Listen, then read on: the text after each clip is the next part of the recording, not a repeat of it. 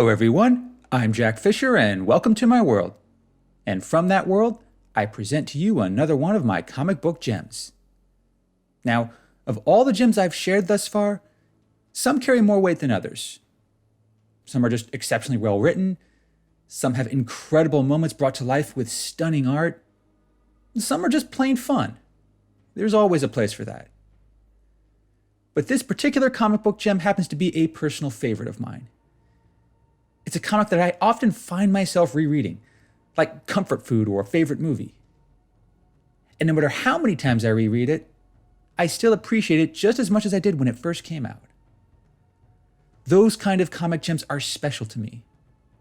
And among this rare class of comic book gems is X-Men First to Last, written by Christopher Yost with art by Paco Medina. I know it's another X-Men comic, and I know I talk about X-Men a lot on this channel, but I regret nothing. And I won't apologize for adding yet another X-book to my list of gems. Because X-Men First to Last isn't just another quality X-Men comic, of which there have been many over the past 5 decades. This book was the high point of a particular era in X-Men comics. It was also a celebration of sorts of the X-Men's colorful past, and how that past continues to inform the present. Now for context, which will include spoilers, mind you, I need to establish where the X-Men were when this book came out. X-Men First to Last came out in late 2011. This is near the tail end of the Utopia era of the X-books. Now, don't let the name fool you. This was a dark time for the X-Men, and mutants as a whole. Much of the mutant race was still reeling from the aftermath of House of M, which famously culminated with the Scarlet Witch depowering almost the entire mutant population. In addition, traditional leaders like Charles Xavier and Magneto were either MIA or lacking in support. As a result, Cyclops was the de facto leader of the entire mutant race. And they were all very vulnerable after the events of House of M. So much so that the entire species relocated to Utopia, an artificial island forged in the San Francisco Bay. It wasn't very big, it was certainly no Krakoa, but it was the best stronghold mutants had at that point. And Cyclops was responsible for protecting it and what remained of the mutant population. Now that's the general situation of when First to Last occurs. Cyclops is still trying to protect the island and the remaining mutants who call it home. And the latest attacks happen to come from the Neo, an offshoot species of humanity who resent mutants, especially now that their population has been so severely culled. The Neo attempt to invade Utopia and deliver the final blow. It leads to a battle that's fairly similar to the many others that occurred during this era of X-Men comics. But then, the Evolutionaries arrive. And this is where X-Men First to Last starts to shine like a true comic gem. Who are the Evolutionaries, you might ask? Well, that story unfolds in both the distant and not so distant past. It's a story that Mr. Yost perfectly weaves between the events unfolding in the present. It involves the Eternals, a group who already has close ties to mutants in the comics. But they only play a passive role in creating the Evolutionaries. The real meat of the story is how the Evolutionaries go about fulfilling their purpose. But here's the thing, that's a story that almost nobody in the present actually remembers. The only one who does is Cyclops, but that's only because Jean Grey managed to safeguard the memories in his mind.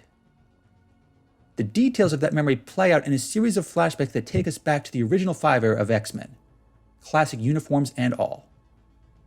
Artist Paco Medina perfectly captures the aesthetic of the Lee Kirby era, right down to Iceman's underwear.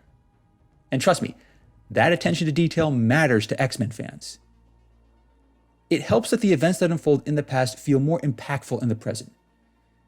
Because the Evolutionaries arrive on Utopia with a hell of a bang. And without even breaking a sweat, they wipe out the Neo on the spot. They also have an ominous warning for Cyclops and the mutant inhabitants of Utopia. They lied to them. And the nature of that lie ties directly into the Evolutionaries' purpose. You see, they function as guardians of evolution, protectors of any species they deem vital and vulnerable. Given the dire state of mutants at the time, their presence is understandable. But the problem is their methods. Because in their minds, in order to protect the mutant species, they must kill all of humanity. Now, naturally, the X-Men have a problem with that. Killing off humanity, even if most of humanity hates them, is just not their style. But the Evolutionaries aren't some radical fraction of genocidal human haters. Their story is a bit more complex than that, as are their motivations. Because from the Evolutionaries' perspective, they're doing the right thing. They see the potential of the mutant race, but they also see how vulnerable they are. And if humanity succeeds in wiping them out, then they're only dooming their species to stagnation. So for them, it really is a simple calculus. Either one species survives, or both go extinct. But Charles Xavier, namely the classic Charles Xavier from the early days of Uncanny X-Men, pleads with the Evolutionaries. He tries to make a case for saving humanity. He tells them about his dream. The Evolutionaries don't buy it, but that doesn't stop him and the X-Men from fighting for it. And this is the part of the story that longtime X-Men fans will appreciate more than most casual fans. Because if you were following X-Men comics closely during this era, that moment was genuinely refreshing. Like I said earlier, this was a dark time in the comics. Charles Xavier's legacy and credibility took quite a few hits in the years leading up to this story. I won't go for all the details. I'll just say there were many reasons why he took a step back from guiding the X-Men. And it really wasn't until years later that Xavier managed to reestablish himself.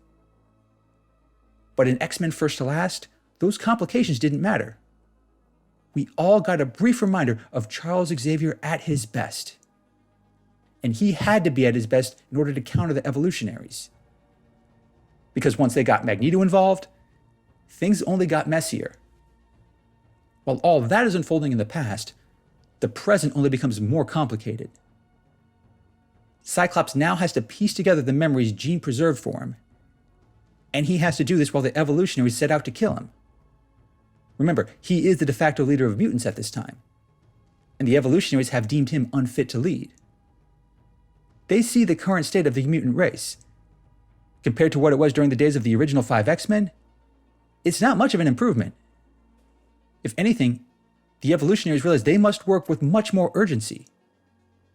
If they really want to save the mutant race, they have to go to greater extremes, keeping in mind that their first recourse was to wipe out humanity. And as the story unfolds, the events of the past and present become more closely entwined. Now, usually when comics rely too heavily on flashbacks to tell part of the story, it's difficult to follow. It's all too easy to get lost in what's happening in the past and why that matters in the present.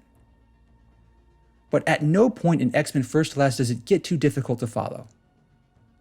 Every moment in the past matters in the present and vice versa. The choices of the past, as well as the consequences of those choices, strongly inform what unfolds in the present. Along with those choices come additional revelations, some of which add greater depth and drama to the events that unfold. There's even a nice little tidbit about Emma Frost's past that works seamlessly within this story. There's also a detail that works just as well with Magneto, whose personality and motivations were often in flux during the Utopia era. Every one of these little details carry weight, and they all fit perfectly within the larger plot for both the Evolutionaries and the X-Men. It's not just a fight to save the world. It's also a part of the ongoing struggle for mutant survival during this dark time in their history. To some extent, you can even understand why the Evolutionaries render such harsh judgments. But these judgments are still at odds with everything the X-Men stand for, even when they're on the brink of extinction. It doesn't just bring out the best in who the X-Men are and what makes them heroes. It demonstrates that what made them heroes in the days of Stan Lee and Jack Kirby are just as relevant as they are in any era, including ones in which they're struggling to survive.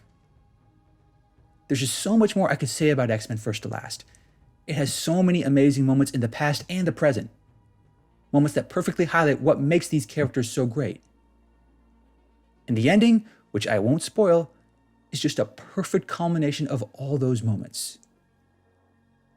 Reading this book, you could tell that all those involved had a true and sincere love for X-Men. They understood these characters and cherished what made them so uncanny. For that reason, I commend Christopher Yost and Paco Medina for making this remarkable gem of a comic. For an era that was full of so many dark moments for mutants, it was just the gem that X-Men fans needed. As always, I'll provide a link to Comixology and Amazon for this book. If you're an aspiring X-Men fan in any capacity, do yourself a favor and add X-Men First to Last to your collection. It's one of those books that'll get you through dark times while also helping you appreciate the better times that emerge. Thanks for watching, everyone, and thanks for joining me in my world. Please remember to like, comment, and subscribe. Stay tuned for more comic book gems, and until next time, take care and stay safe.